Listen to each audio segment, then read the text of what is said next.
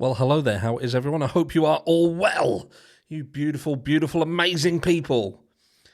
Guess what? That's right. It's midweek hump, baby. The midweek hump.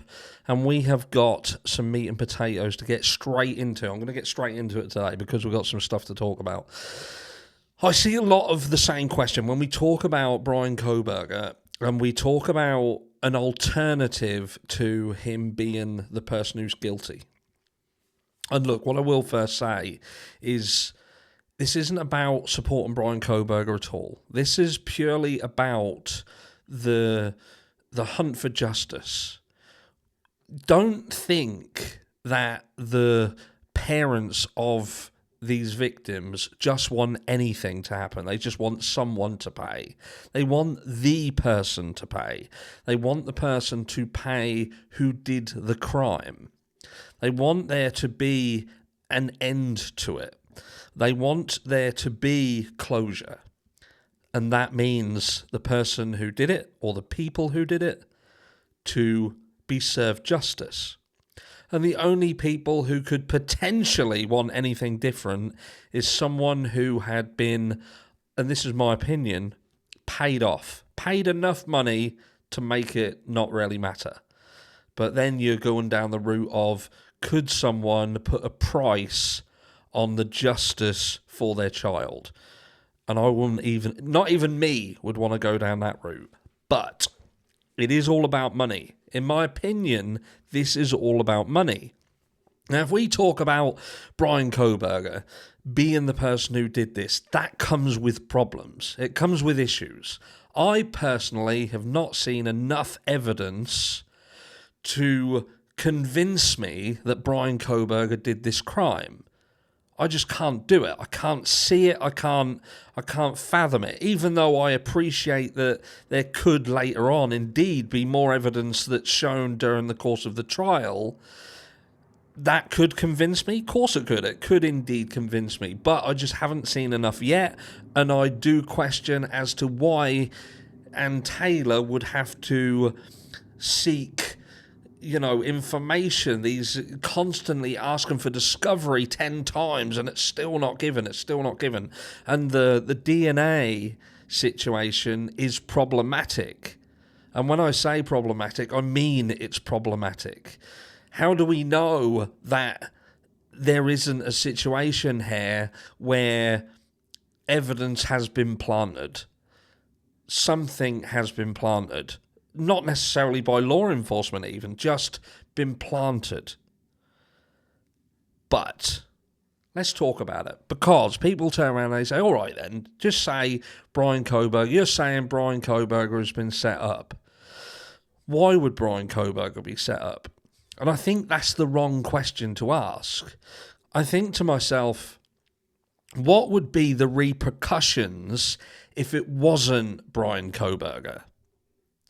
What would be the repercussions to a small, tight-knit community that heavily depends upon the university as a sole source of income? And sole source, not so much. Primary source, 100%.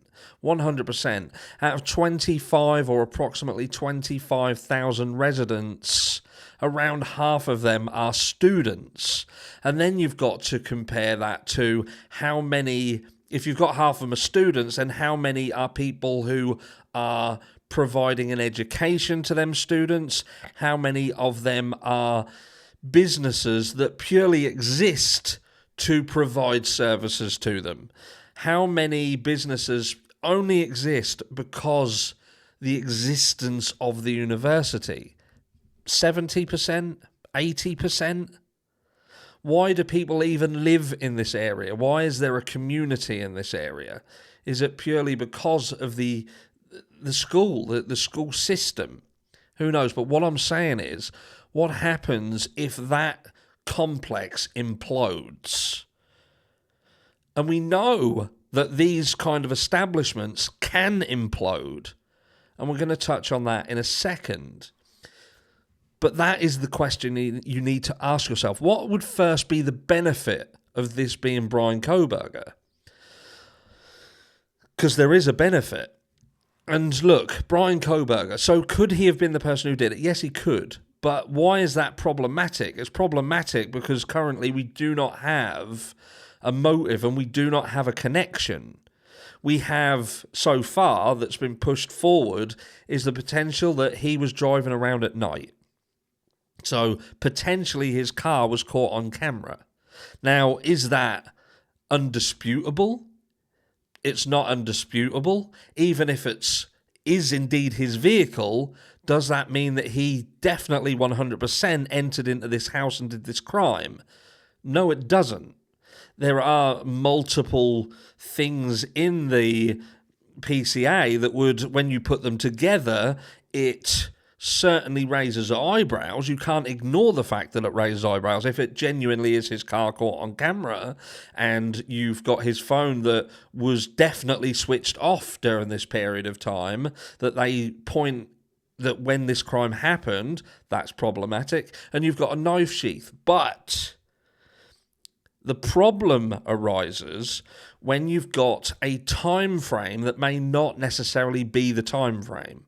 I spoke about this briefly yesterday, that how do we genuinely know when this crime actually took place? We only rarely know because of an eyewitness who at one stage in the investigation didn't exist and only materialised later on, and conveniently was just able to say, no, I saw someone and I saw them at X time. And that just so happened to coincide with when this car was seen on camera and this person whose phone was off, and we've got DNA on a knife sheath, and these things all amalgamate into one thing. And they do point at a person. So then it leads you to believe that there is a potential that if you don't want to just flat out deny them, you could then go down the route of, then this was planted, this was a setup. Do setups exist? Has it ever happened? You tell me, has anybody ever planted evidence to get a conviction before? And I'll let you ponder on that. We're done pondering. So I think it's safe to say that in the history of law enforcement's operations, there have been cases where people or law enforcement that have planted evidence. But look, so then you're back to the original question, and that is, okay then, why Bryan Kohberger? Why would they get him and make him the patsy? Make him the patsy. So let's touch on it. This is why they would make him the patsy. And I'm not saying this is what happened, but I'm answering a question that arises when you try and push a specific narrative. And the specific narrative of, okay, Bryan Kohberger's been used as a patsy. What's the angle here? What's the benefit? And what's the alternative? I touched on the alternative yesterday. And that is that this was a situation that stemmed from an argument between these boys within the fraternity, and it escalated into what would then be a fatal and brutal attack. Are there elements of what happened in the aftermath that proves that? Well, what we have seen is that these fraternities and sororities are very, very good at keeping things quiet when things go wrong. We've also seen scenarios where fraternity and sorority members have indeed died in the past, and albeit in mysterious circumstances, whether it be that they turn up face down floating in a river, or they end up accidentally taking their own life using over-the-counter medication. But what I'm saying is, when these things happen, it's like a clamshell and everybody clams up. And we saw a similar situation in the Idaho 4 case, where in the aftermath, everybody just went quiet. And a load of people left and never came back. So we've seen elements of that happen. We've also got an 8-hour delay in law enforcement being called. Now, what better way to stop people from calling 911 than to have someone controlling the situation in the aftermath? Don't call 911, we need to get stuff sorted out. Is there a reason why people wouldn't reach out and grasp people up, say? And there's the old snitches get stitches, especially if there's people involved who have connections, powerful connections at that, and can scare people. But this here is the Idaho University in Phoenix acquisition. And this is worth millions. This report here is from May 23, this year, to give the green light. And when you start talking about, and this is by the way, this is a university that is basically fell on its ass, and they need help. So this place has imploded. They've had loads and loads of issues, loads of problems. You can read it yourself. And they've had to be pulled out of the darkness, so to speak. It was some people said that this deal was a risk. There would be a risk, and whether it was a good move for Idaho to even try and connect themselves to this university. And the fear was that the reputation of Phoenix would drag down the reputation of Idaho. But it was all about the money. How much is this worth? And we look at this. So basically, there is a deal first. This section here, look, it talks about a string of lawsuits, government investigations, including a $191 million settlement in 2019 with the Federal Trade Commission over accusations that produced misleading advertisements. Higher education experts, even more resistance to the deal from for-profit critics and others to follow. Anyway, this is what we're doing. So we're going to skip right down to the bottom here. And this is it a guaranteed moneymaker?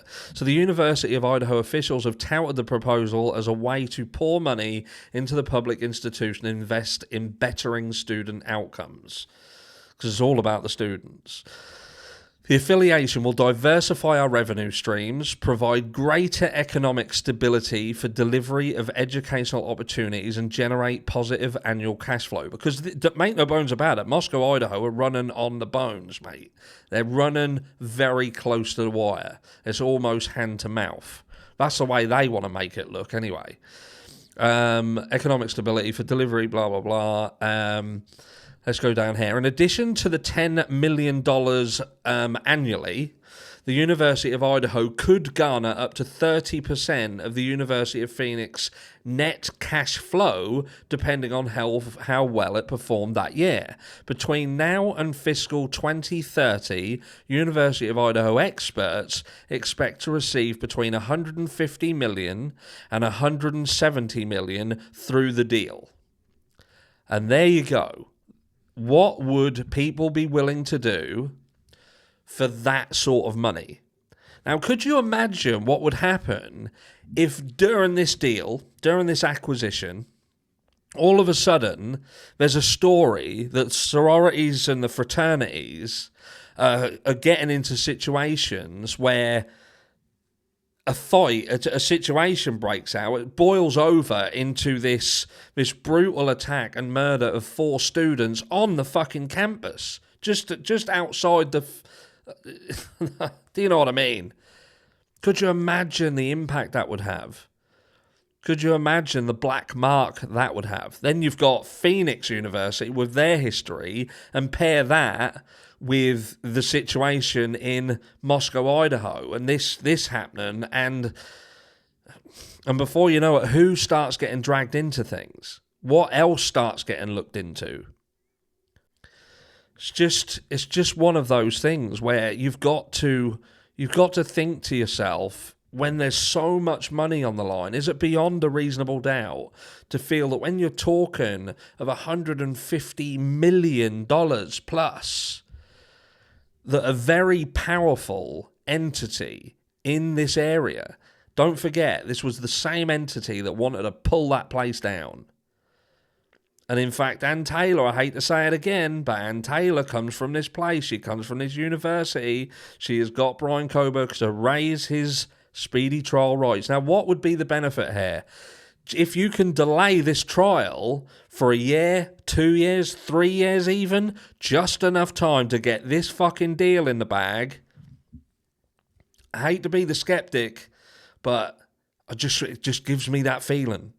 I don't know about you guys, but in answer to your question, why Bryan Kohberger? Because he was fucking easy. He was an easy target. He was someone who frequented this area, had been here multiple times. He was a loner. People have said that he didn't really have groups of friends, anything like that. Look, They'd arrested him earlier on. They'd got his phone details. You know, his phone weren't connected to a tower. Is there any way that we can prove that? The FBI are dealing with it. The FBI are dealing with it. If he was driving around and if he had that interview and he told them that he was driving around at night and he can't prove otherwise, he can't say anything different, and you materialise a witness and tell that witness to tell you that you saw this person at a specific time. Because just think about it. You'll now talk about, well, how comes Anna was on a phone? We don't know if Anna was on a phone. But again, it makes more sense that if this was a fraternity sorority situation that exploded and it ended up in this way, then what better way than to try and alter the time frame for when this happened, to use their phones to make it look like they're still doing ordering food, a DoorDash delivery perhaps that turns up and never gets eaten, never even gets collected from the door maybe. And it gets to the point where you've got 8 hours have gone, and then people then have to go to call 911, get people there. I'm just spitballing, but you asked a question, and I answered it. Catch you all in the next one.